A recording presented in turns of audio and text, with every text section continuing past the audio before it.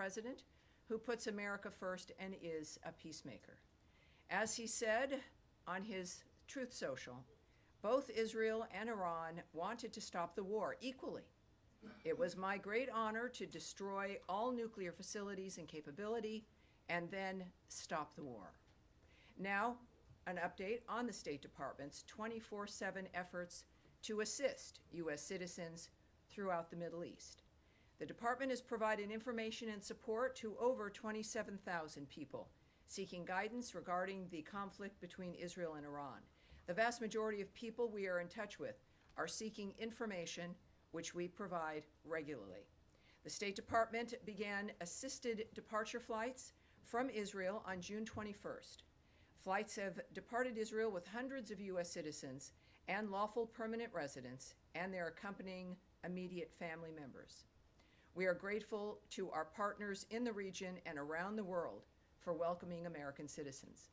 We also extend our deep appreciation for the government of Qatar's cooperation in the defense of the Udeid Air Base, as well as our deep appreciation for the the Al Udeid Air Base, as well as the deep appreciation for the American men and women in uniform who are there and for the vital role they continue to play for U.S. and regional security. Yesterday, Iran launched several missiles against AUAB. Many of those missiles were successfully intercepted due to the combined efforts of the U.S. and Qatari armed forces. Thankfully, no Americans or Qataris were hurt. In further announcements today, Secretary Rubio has landed along with the President at the NATO summit at The Hague. As the Secretary has noted, under President Trump's decisive leadership, we're driving historic change at NATO. Also this week, the United States will participate in the 55th Organization of American States General Assembly in Antigua and Barbuda, where we will engage with regional partners to advance our shared goals to make for a safer, stronger, and more prosperous hemisphere. Deputy Secretary of State Christopher Landau will lead the U.S. delegation, reinforcing our commitment to supporting Rosa Maria Paya's candidacy to the Inter-American Commission on Human Rights, addressing the crisis in Haiti, and countering the influence of the Chinese Communist Party in the Western Hemisphere.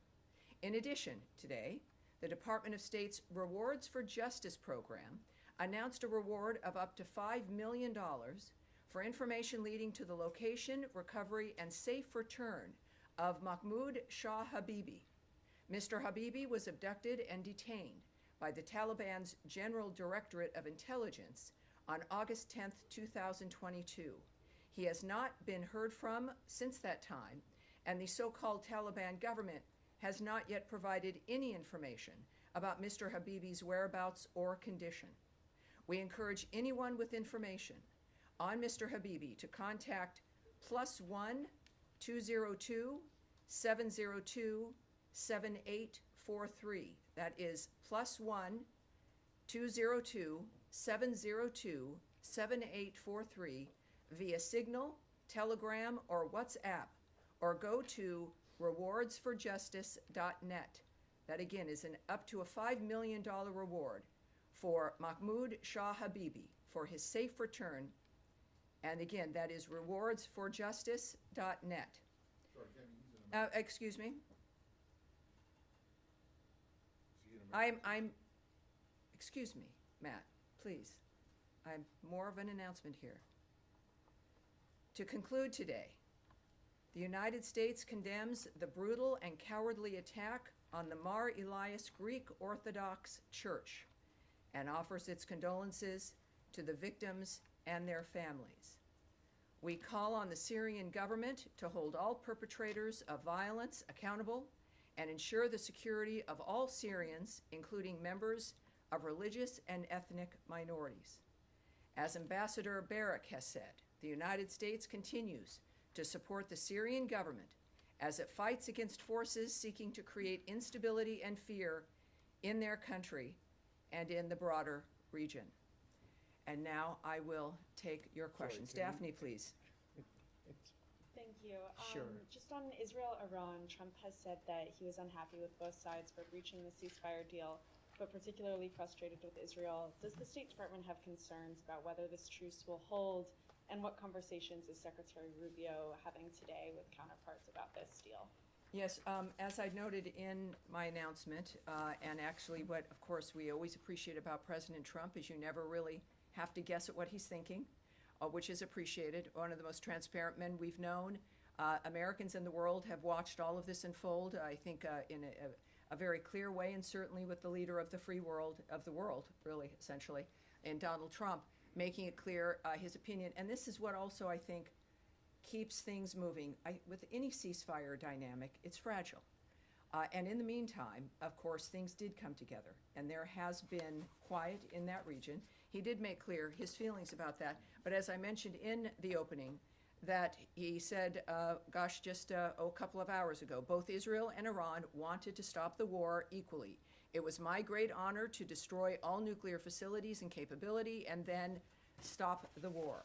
So obviously, the president has believed from the beginning that diplomacy can stop wars, that it is the thing that we should rely on.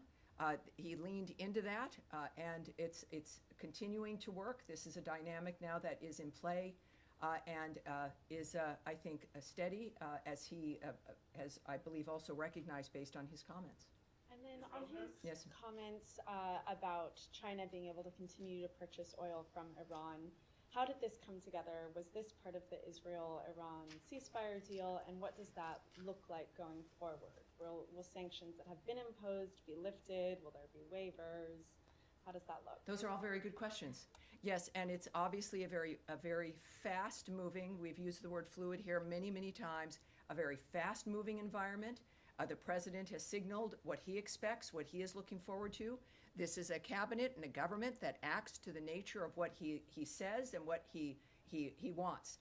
And in this case, of course, I'm not going to discuss what that process will be, the nature of any of the applications via the various departments in this government.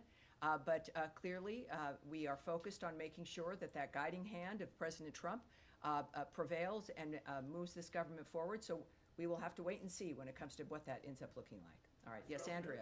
Well, just to follow up, Yes. does that mean, just to translate, are we lifting sanctions? Has Well, anything happened to make that possible? I'm not going to get ahead of the president or try to guess at what his strategy will be, but it will be one that will benefit this country, and that, again, he's very clear. I think the difference is, obviously, sometimes you don't hear ahead of time about the trajectory of a president. With President Trump, he speaks honestly with us.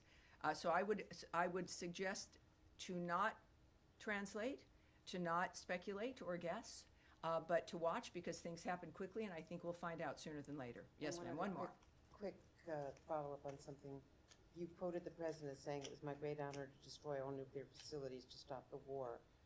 As far as we know, the bomb damage assessment has not been done. The Joint Chiefs Chairman was talking about how long it might take. Do we have something more conclusive about destroying all of the nuclear facilities? Well, a conclusive comment for me would be coming from the President of the United States. I have great admiration for you, Andrea Mitchell, but I think he might know more than you do at this point, more than I, more than any one of us here. At the same time, obviously, the information that we receive, that the American people receive, and which will be public, will take some time. But President Trump has indicated his pleasure at the success of that raid, which obviously was very limited in scope. And that's a very good point, I think, when it comes to the nature of what's occurred, and I'm pleased that the president is pleased.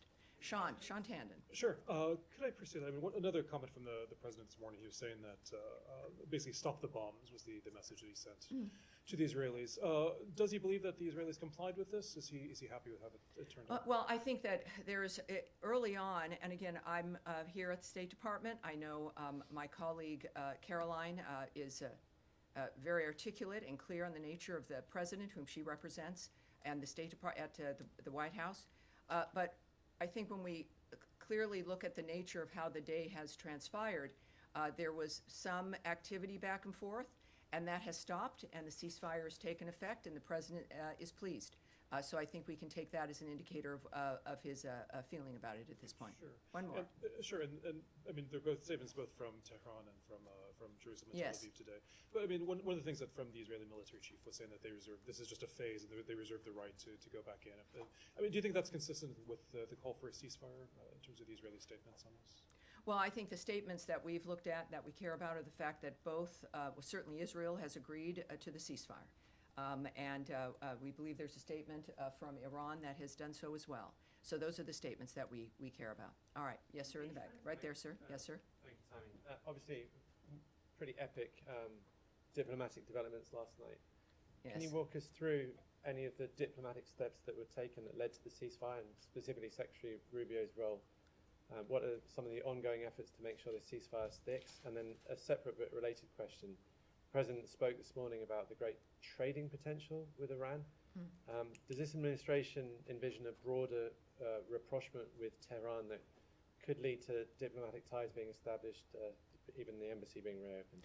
Well, on both those issues, I can't speak directly to them, but I can say a few things in that certainly I wasn't there. The Secretary of State was in a dynamic with the President that is a private dynamic as that team was addressing a war and the nature of how to stop it. So I can't speak to how that transpired or the decisions that were made, but obviously a successful evening, successful aftermath when it comes also to a very quick ceasefire.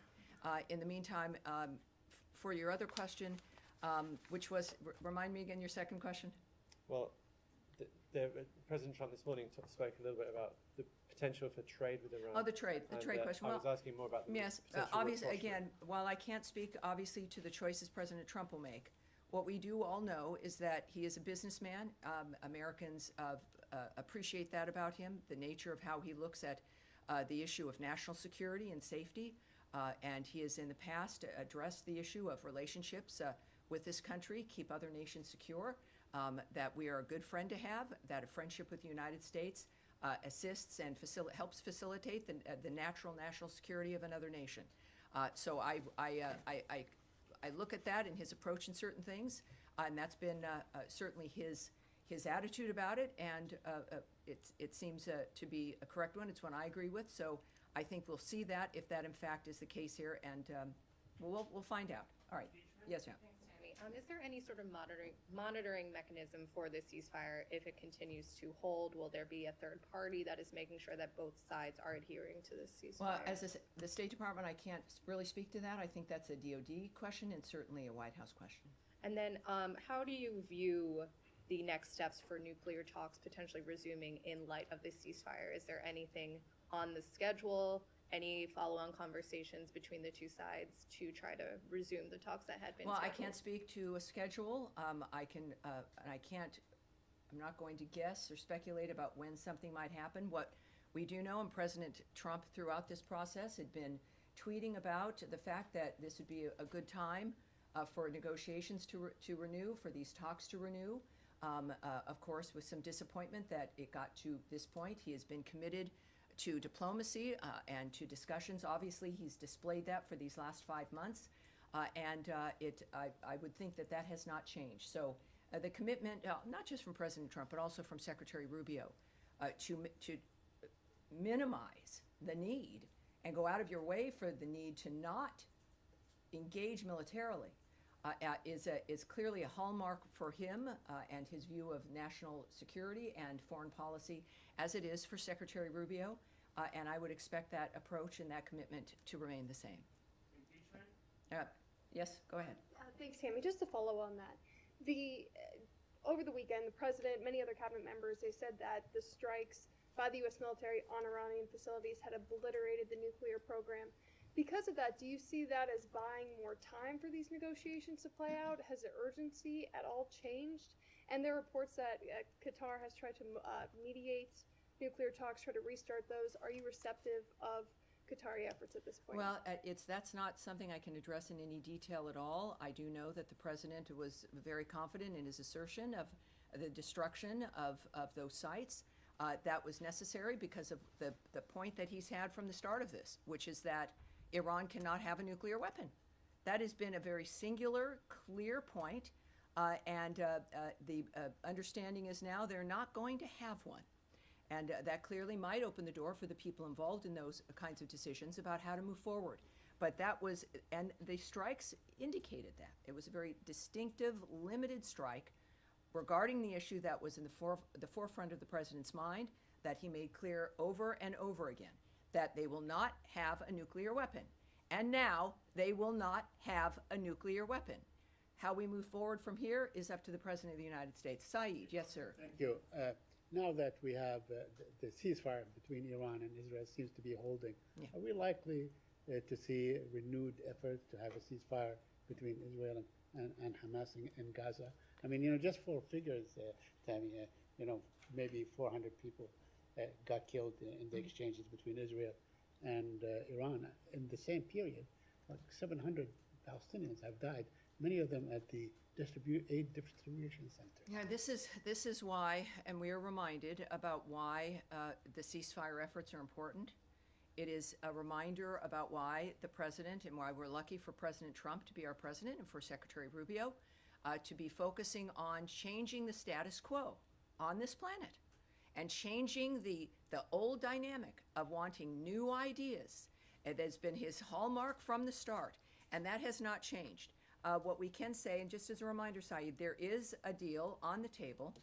Hamas must stop acting recklessly and accept it.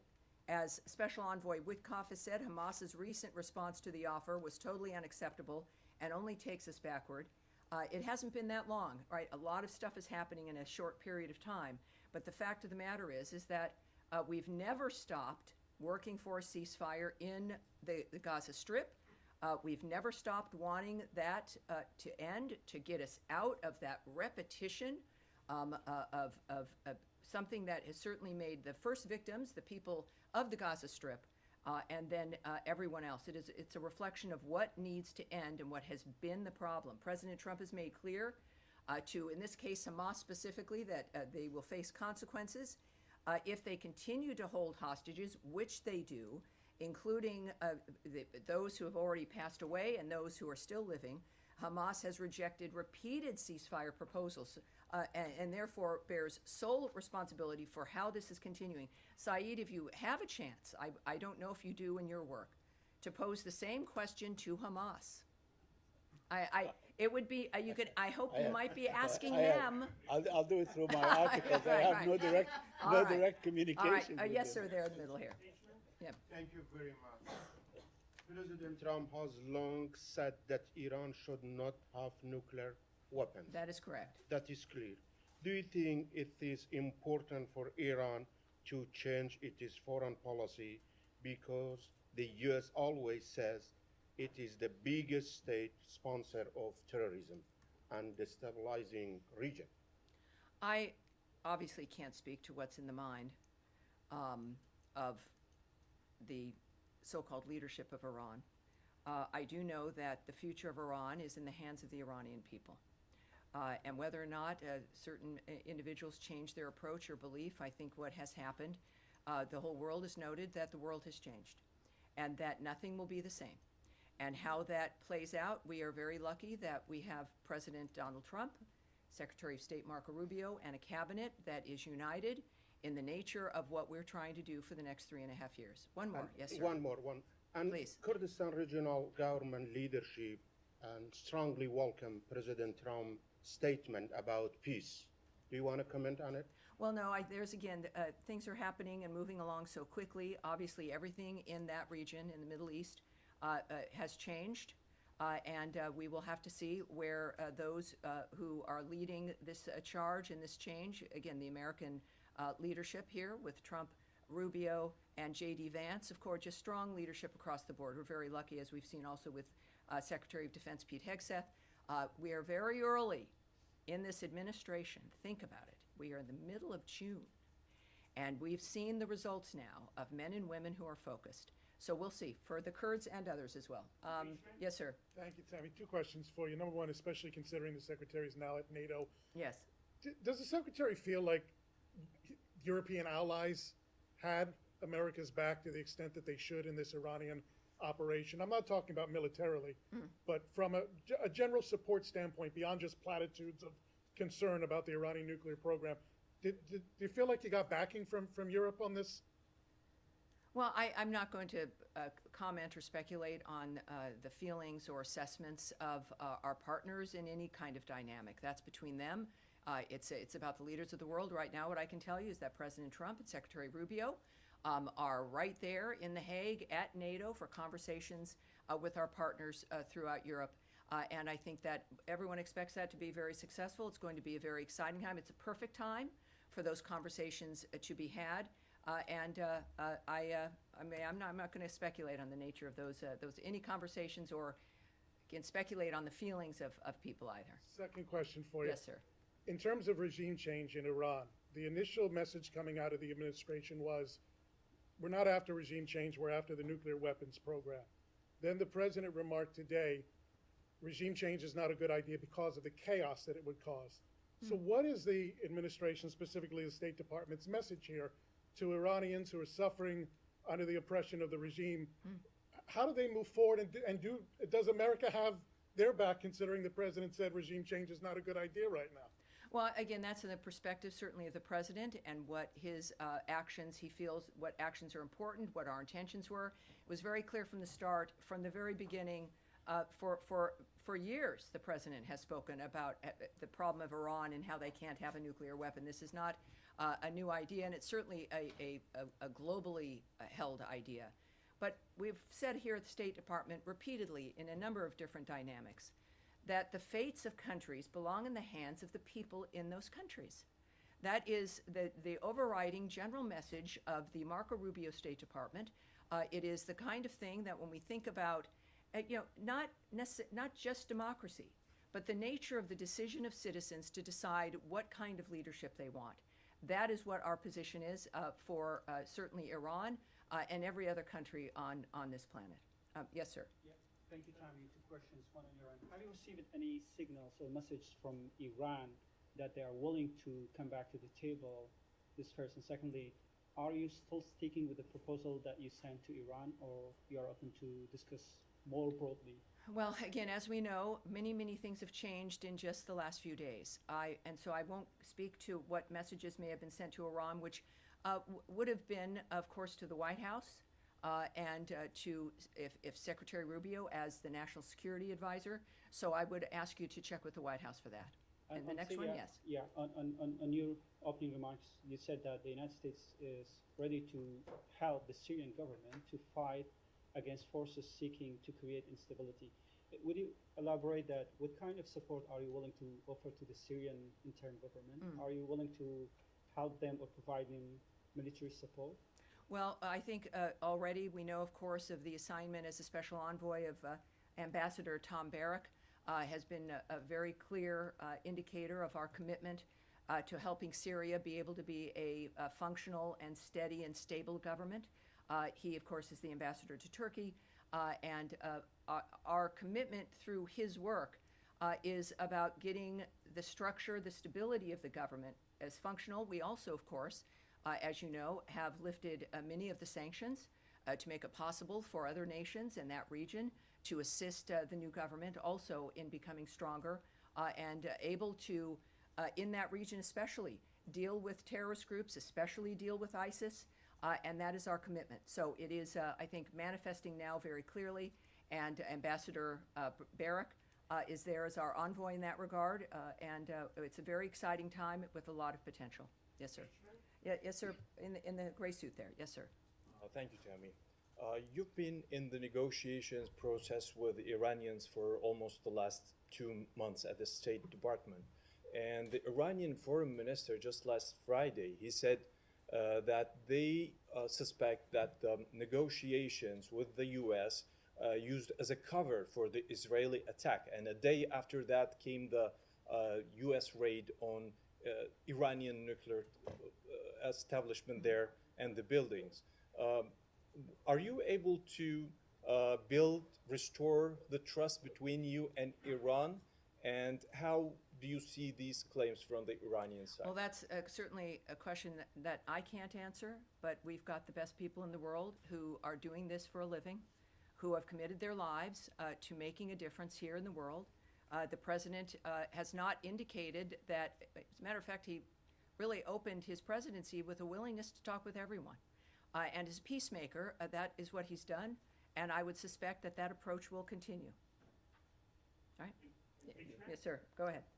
Thank you, Tammy.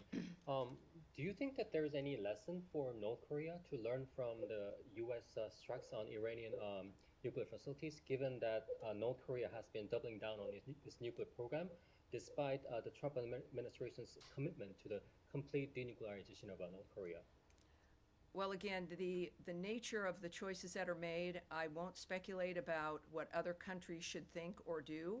At the same time, President Trump, in his first term, made a significant outreach to North Korea.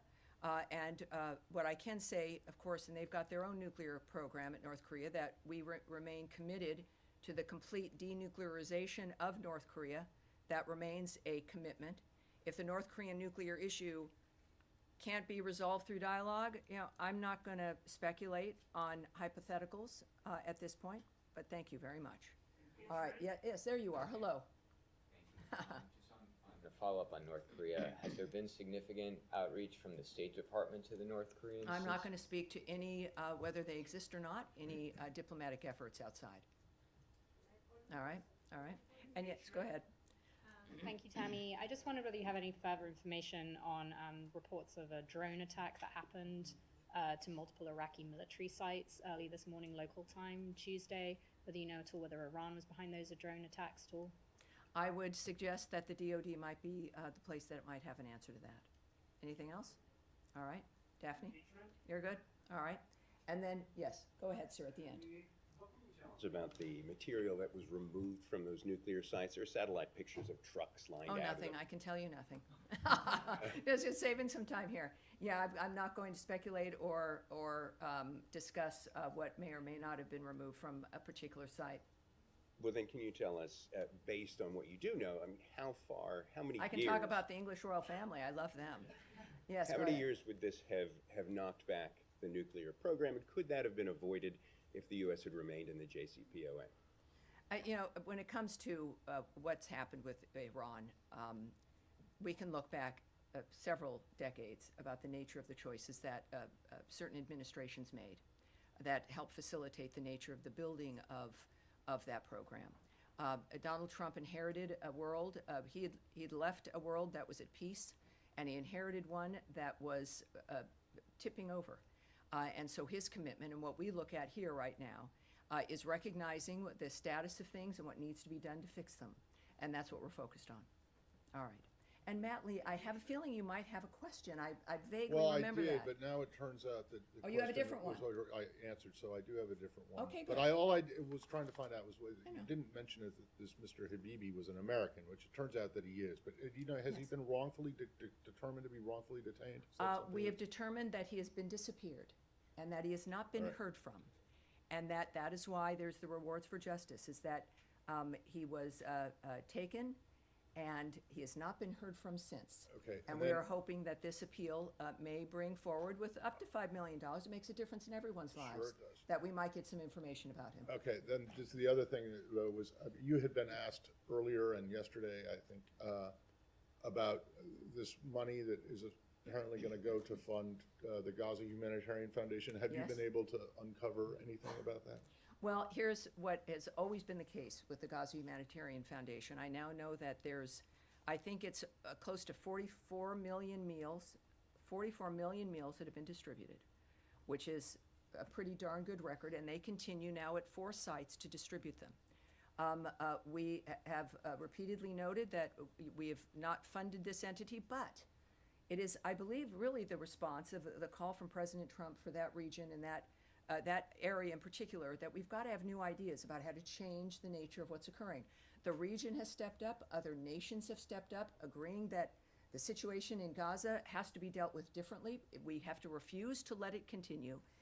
And while we have a humanitarian crisis manifesting, is to do our best in an area that a terrorist group refuses to cooperate, ignores ceasefires, continues to hold hostages, and refuses to put down their weapons, that we are committed to endorsing, helping, promoting efforts to make a difference.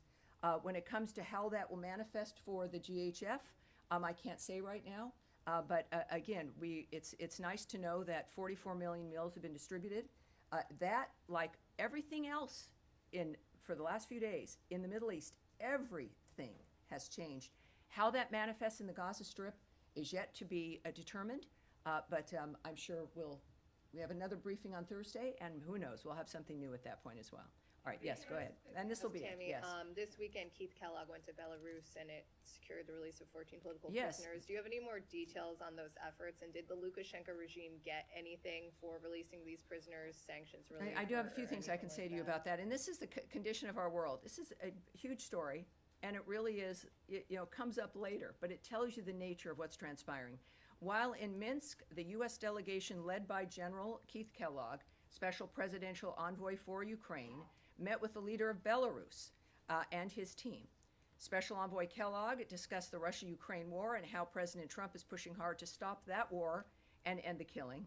And Deputy Special Envoy John Cole led the discussions on U.S.-Belarus bilateral relations, which resulted in the release of 14 long-held political prisoners from Estonia, Japan, Latvia, Poland, Sweden, and Belarus.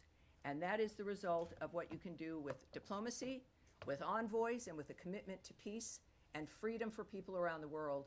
And we are blessed to have President Trump as our president, the wisdom of the American people, and of course Marco Rubio is our Secretary of State. We are 5 months in or so to this administration, and it's an honor to be here. Thank you, everyone. I'll see you on Thursday.